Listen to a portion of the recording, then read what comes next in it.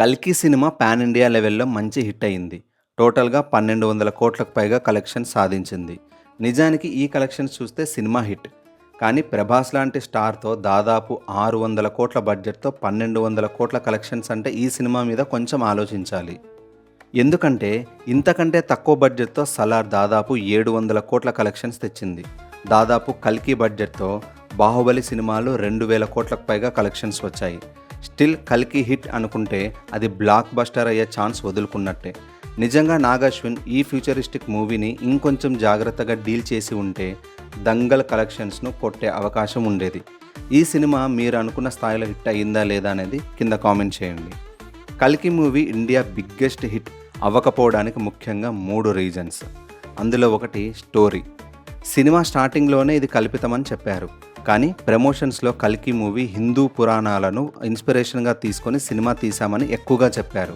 Cinema trailers, promos కూడా ఇది ఎక్కువగా హైలైట్ చేశారు. చాలా ఇప్పుడు ఆ మహాభారతం సెటప్ చేసుకొని ఇప్పుడు సుమతి క్యారెక్టర్ ఏం చేస్తుందో చేసి అశ్వత్థామ అనే అతనికి క్యారెక్టర్ అంతా చేసిన తర్వాత ఇక్కడికి వచ్చాము. నిజంగా హిందూ గ్రంథాల్లో ఉన్న కథకు పూర్తి ఆపోజిట్గా సినిమా నిర్మించడం పెద్ద మైనస్.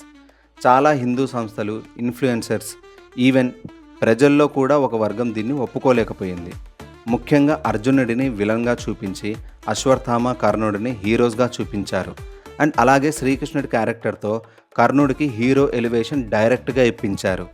ఇక్కడ ఒక నెగటివిటీ సినిమా రిలీజ్కు ముందే ఏర్పడింది. ఆలోచించు అర్జున, తను సామాన్య యోధుడు కాదు, తన కళ్ళల్లో సూర్యుని తేజస్సు. అప్పటికే ఆదిపురుష్ కూడా రామాయణం మీదే సినిమా తీశామని చెప్పి చూసిన జనాలు షాక్ అయ్యేలా చేశారు. సో 'కల్కి' కూడా సేమ్ ప్యాటర్న్ అయి ఉంటుందేమో అని చాలామంది సినిమాకు దూరం అయ్యారు. ఇక సినిమా వసూలు తగ్గడానికి రెండవ కారణం టేకింగ్. సినిమా దాదాపు 3 గంటలు ఉంటుంది. ఈ సినిమా మొత్తంలో మీరు వావ్ అన్న మూమెంట్స్ ఎన్నున్నాయి చెప్పండి. భారీ సెట్టింగ్లు, అద్భుత విఎఫ్ఎక్స్, సినిమా నిండా సూపర్ స్టార్స్, విజువల్ ట్రీట్ అనుకున్నారు. కానీ సినిమా మొత్తం అవుట్డోర్లో ఒక సెట్ వేసి తీసినట్టుగానే అనిపిస్తుంది. భారీ సెట్టింగ్స్ను, హాలీవుడ్ స్థాయి విఎఫ్ఎక్స్ను కెమెరాలో సరిగ్గా బంధించలేకపోయాడు డైరెక్టర్ నాగ్ అశ్విన్. నాగ్ అశ్విన్కు ఎక్స్పీరియన్స్ లేకపోవడం ఇక్కడ బాగా కనిపిస్తుంది. సినిమాలో ఎంతో కీలకంగా ఉన్న కాచిని సరిగ్గా చూపించలేదు. అలాగే అందరూ వెళ్ళాలని కోరుకునే కాంప్లెక్స్ను కూడా సాంగ్కే పరిమితం చేశాడు. అసలు కాంప్లెక్స్కు ఎందుకు వెళ్ళాలనుకుంటున్నారో ఒక్క బలమైన సీన్ కూడా లేదు. వెళ్తే అక్కడ ఏముంటుందో కేవలం పాత్రల చేత చెప్పించాడు అంతే.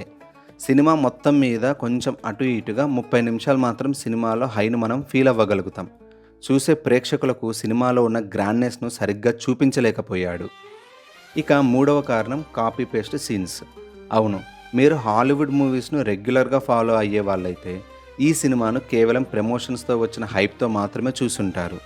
సినిమా చూసినప్పుడు మీకు ఎన్నో హాలీవుడ్ సినిమాలు గుర్తుకు వచ్చుంటాయి. మూవీ స్టార్టింగ్ నుంచి ఎండింగ్ వరకు పదుల సంఖ్యలో సినిమాలు గుర్తుకు వస్తాయి. హీరో ఇంట్రో సీన్, హీరో బుజ్జి వెహికల్, ట్రాన్స్పోర్టేషన్ వెహికల్స్, కాంప్లెక్స్ అనే కాన్సెప్టు, సుప్రీం మేకప్, ఇలా ఒకటేమిటి ఎన్నో సీన్స్లో మీకు ఈ కాపీ పేస్ట్ కనిపిస్తుంది. అందుకే సినిమా రిలీజ్ అయిన చాలా చోట్ల పెద్ద పాజిటివ్ టాక్ రాలేదు. బట్ అందరూ మెచ్చుకున్నది ఇలాంటి ఫ్యూచరిస్టిక్ మూవీస్ ఇంతవరకు ఇండియాలో ఎవరూ తీయలేదు. ఆ కాన్సెప్ట్ అంత కాంప్లికేటెడ్. అలాంటి అటెంప్ట్ చేసినందుకు అందరినీ అభినందించాలి. మూవీ మేకర్స్కు కూడా సినిమా సక్సెస్ అంతగా కిక్ ఇవ్వలేదు. అందుకే స్టోరీ పైన మళ్ళీ కసరత్తులు చేస్తున్నట్లు ఫిల్మ్ నగర్లో గట్టిగా వినిపించింది. మూవీ మేకర్స్కు కూడా సినిమా సక్సెస్ అంతగా కిక్ ఇవ్వలేదు. అందుకే స్టోరీ పైన మళ్ళీ కసరత్తులు చేస్తున్నట్లు ఫిల్మ్ నగర్లో గట్టిగా వినిపించింది. 'కల్కి 2' ఈ మిస్టేక్స్ను మళ్ళీ రిపీట్ చేయకుండా ఒక సాలిడ్ బ్లాక్ బస్టర్ అవ్వాలని కోరుకుంటూ మరో ఇంట్రెస్టింగ్ టాపిక్తో రేపు కలుద్దాం. జై హింద్.